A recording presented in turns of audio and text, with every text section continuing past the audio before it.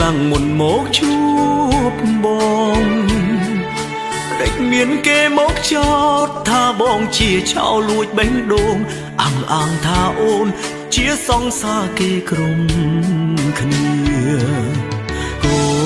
ហងបងឬមួយអូនគោហងនាងផ្សេងបងចង់លឺចេញពីមាត់នាងមែបែបនេះហេតុអ្វីសន្យាគេក្រុមគ្នាតើអ្នកណាទៅដែលអូនស្រឡាញ់ម្នាក់នេះជាសង្សារម្នាក់នោះក៏សង្សារចុះបងជាមនុស្សកុំដល់មែនទេ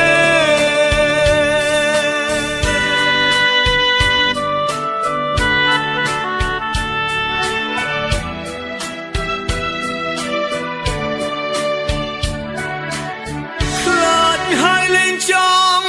ឃើញមកអូនជួបម្ដងបងមានអារម្មណ៍ថាខ្មាំងសុំមានគេម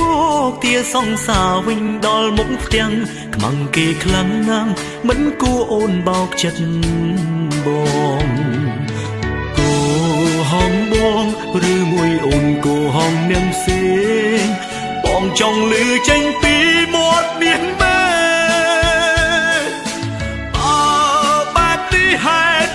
សន្យាគេក្រុមគ្នាតើអ្នកណាទៅដែលអូនស្រឡាញ់ម្នាក់នេះជាសង្សារម្នាក់នោះក៏សង្សារចុះបងជាមនុស្សកុំដល់មែនទេ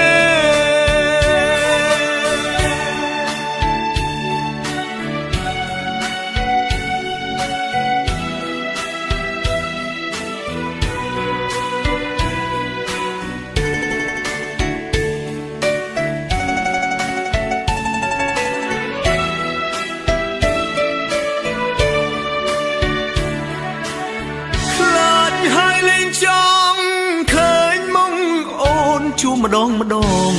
បងមានអារម្មណ៍ថាខ្មាំងសុំមានគេមកទាសង្សារវិញដល់មុខផ្ទាំងខ្មាំងគេខ្លាំងណាស់មិនគួរអូនបោកចិត្តបងគោហងបងឬមួយអូនគោហងនាងផ្សេងបងចង់លឺចេញពីមាត់នាងមែ